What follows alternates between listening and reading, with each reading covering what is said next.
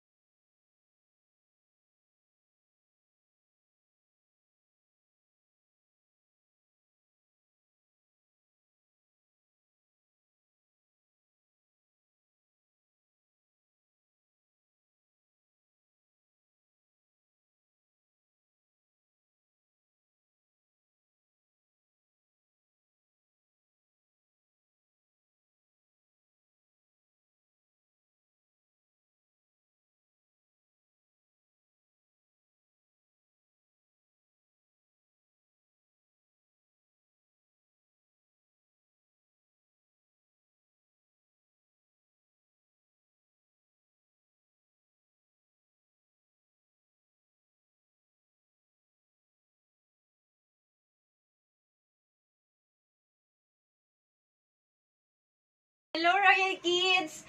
Kamusta ang buong linggo ninyo? Mabuti! Saglit lang maipapakita ako sa inyo. Alam niyo ba, Royal Kids, kung ano ito? Ito! Alam niyo rin ba kung ano ito? Tama! Ang gagaling ninyo, Royal Kids! Ang mga ipinakita ko sa inyo ay mga heart shape o hugis ng puso. Alam niyo ba, Royal Kids, kung ano ang sinisimbolo ng puso? Tama! Ito ay sumisimbolo sa pag-ibig o ang salitang love. May tanong ako sa inyo, Royal Kids. Sino ang pinaka-love ninyo? Oops! Bago niyo ako sagutin, samahan niyo muna ako at may pupuntahan tayo. Tara! Ang lamig! Alam niyo ba, Royal Kids, kung nasaan tayo ngayon? Tayo ay nasa pinakamataas na bundok sa buong mundo. Ito ay ang Mount Everest. Sa sobrang taas nito, ito ang tinaguriang pinakatuktok ng buong mundo. Pero, alam niyo ba na may mas tataas pa kaysa sa Mount Everest? Oo, meron pa, ba, Royal Kids? Nais niyo bang malaman? Samahan niyo muna ako sa pangalawa nating pupuntahan. Tara! Oh, hello SpongeBob! Royal Kids, alam niyo ba kung nasaan tayo ngayon? Tayo ay nasa Bikini Bottom. Alam niyo ba kung nasaan banda ang Bikini Bottom? Ito ay nasa pinakailalim ng dagat. Pero, alam niyo ba, Royal Kids, na mayroon pang mas lalalim kaysa sa Bikini Bottom o sa pinakamalalim na parte ng dagat? Nais niyo ba malaman? Samahan niyo muna ako sa pangatlo nating pupuntahan. Tara! Wow! Napakalaki nung araw! Oh, ayun din yung buwan! At ang daming stars! Alam niyo ba, Royal Kids, kung nasaan tayo ngayon? Tayo ay nasa outer space o kalawakan. Alam niyo ba na sa sobrang lawak nito, napakaraming planeta katulad ng Earth, napakaraming stars, at napakaraming asteroids ang iyong makikita at kung ano-ano pa. Pero, alam niyo ba, Royal Kids, na meron pang mas lalawak kaysa dito? Oo, meron pa. Nais niyo malaman? Tara't bumalik muna tayo sa Earth. Royal Kids, nag-enjoy ba kayo sa mga napuntahan natin? Balikan natin yung una kong tanong sa inyo. Sino ang pinaka-love ninyo? Siguro ang sasabihin nyo sa akin ay ang inyong magulang, o kaya ang inyong kapatid, pwede din ang inyong best friend, o kaya ang favorite teacher mo. Hindi mahalaga kung sino ang pinaka-love natin, Royal Kids. Ang mahalaga ay marunong tayong magmahal at nagmamahal tayo.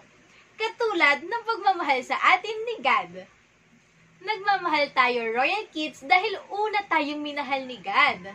Dahil si God ay ang pag-ibig. Yeah, right! Tama ang narinig mo. God is love. And God is equal to love. So ngayon, alam nyo na ba, Royal Kids, kung ano ang mas mataas pa sa pinakamataas na bundok o ang mas malalim pa sa pinakamalalim na parte ng dagat o ang mas malawak pa sa outer space o kalawakan?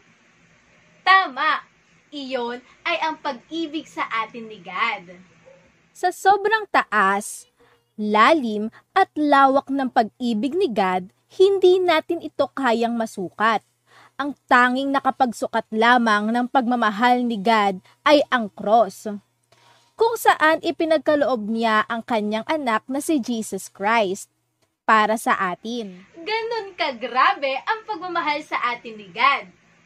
Minamahal tayo ni God, Royal Kids, kaya dapat ibahagi din natin ang pagmamahal na natatanggap natin mula sa Kanya. Mahalin natin si God at mahalin din natin ang ating kapwa. Okay ba yun, Royal Kids? Sige nga, bigyan mo nga ng isang napakalaking heart ang iyong katabi at sabihin mo, mahal kita dahil si God ay pag-ibig. Magaling, Royal Kids! So, paano ba yan? Hanggang dito na lang muna. Kita-kits ulit tayo sa susunod na linggo, ah! Paalam! Hi, Royal Kids! Alam niyo ba na February na? At alam niyo ba, ang February ay buwan ng pag-ibig? Nakinig ba kayo ng lesson ni Teacher Rose? Grabe na lang ang pagmamahal sa atin ng Panginoon, no? Ang saya! Ngayong umaga, may gagawin tayo. Gagawa tayo ng cross.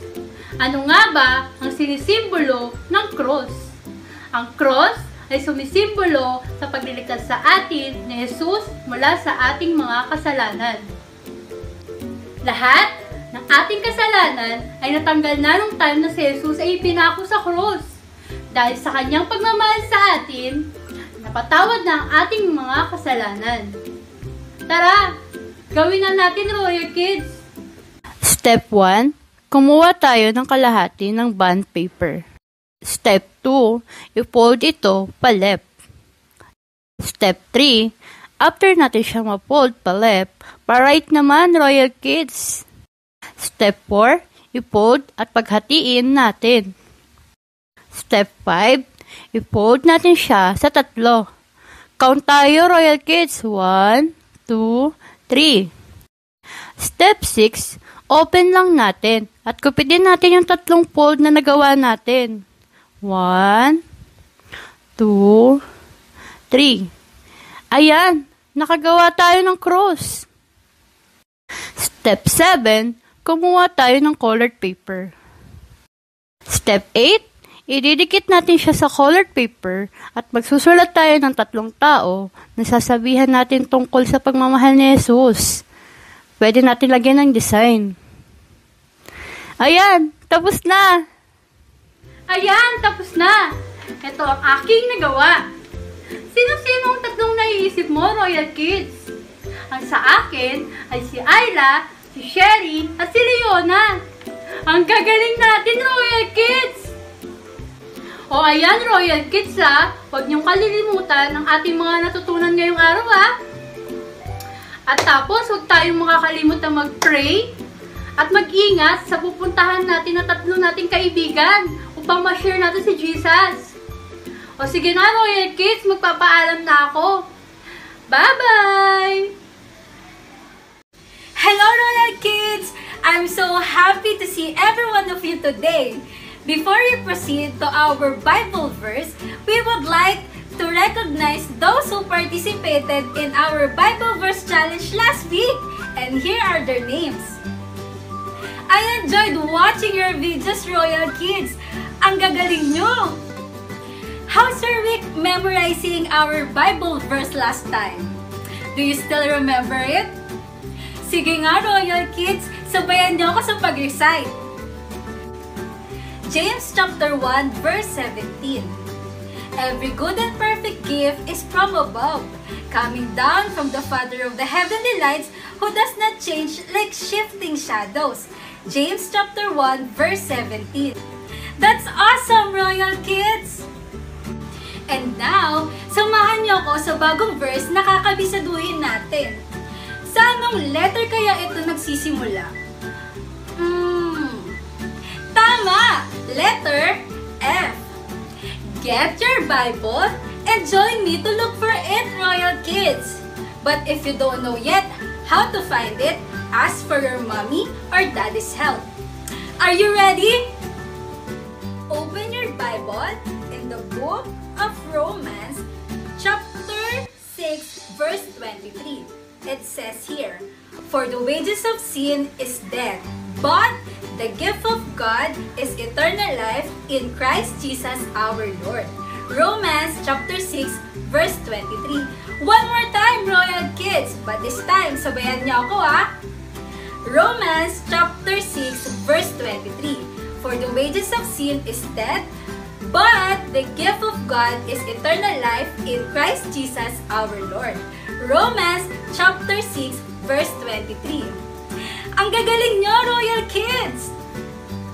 Royal Kids, nakatanggap na ba kayo ng gifts? Did you know that God prepared a gift for us? For you and for me. Alam nyo ba kung anong gift yon? Tama! That gift is eternal life.